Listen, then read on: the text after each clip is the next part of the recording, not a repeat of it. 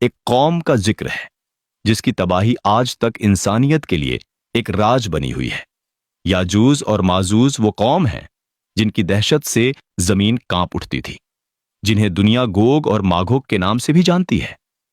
کہا جاتا ہے کہ ان کی تعداد اتنی زیادہ تھی کہ جب وہ کسی زمین پر قدم رکھتے تو وہاں کی گھاس تک مٹ جاتی تھی، ندیاں کا پانی پی جاتے، پہاڑوں کو روند ڈالتے اور شہروں کو راکھ بنا دیتے۔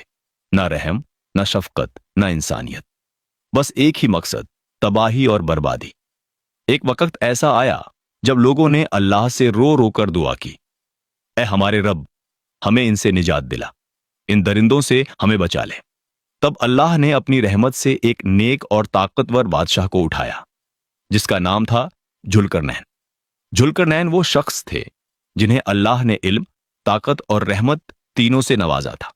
ذوالقرنین نے پوری دنیا کا سفر کیا، اور جب وہ دو پہاڑوں کے درمیان پہنچے تو وہاں کے لوگوں نے کہا، اے ذوالقرنین، یاجوج ماجوج ہمارے علاقے میں حملہ کرتے ہیں اور ہماری کھیتی، ہماری اولاد سب تباہ کر دیتے ہیں۔ کیا تم ہمارے اور ان کے درمیان ایک دیوار بنا دو گے؟ ذوالقرنین نے کہا، اللہ نے مجھے جو طاقت دی ہے میں اس کا استعمال تمہاری حفاظت کے لیے کروں گا۔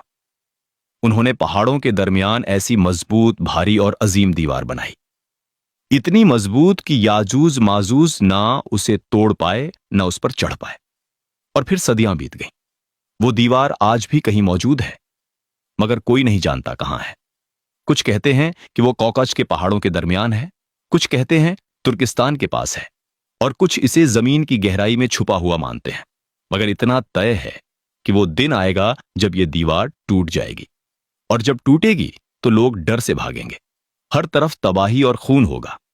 پھر حضرت عیسیٰ علیہ السلام آئیں گے اور اپنے ساتھیوں کے ساتھ پہاڑوں پر پناہ لیں گے اور اللہ سے دعا کریں گے۔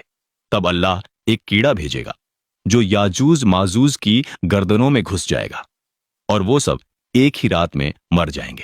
صبح جب سورج نکلے گا تو زمین لاشوں سے بھر چکی ہوگی، ان کی بدبو سے ہوا تک سڑ جائے گی۔ تب اللہ پرندوں کو بھیجے گا جو ان کی لاشوں کو اٹھا لے جائیں گے۔ پھر ایک تیز بارش ہوگی جو پوری زمین کو دھو ڈالے گی، ہوا صاف ہو جائے گی اور زمین پھر سے ہریالی سے بھر جائے گی۔ یاجوج ماجوج کا یہ واقعہ قیامت کی بڑی نشانیوں میں سے ایک ہے، اور یہ یاد دلاتا ہے کہ چاہے کوئی کتنا ہی طاقتور کیوں نہ ہو، اللہ کی قدرت کے آگے سب کمزور ہیں۔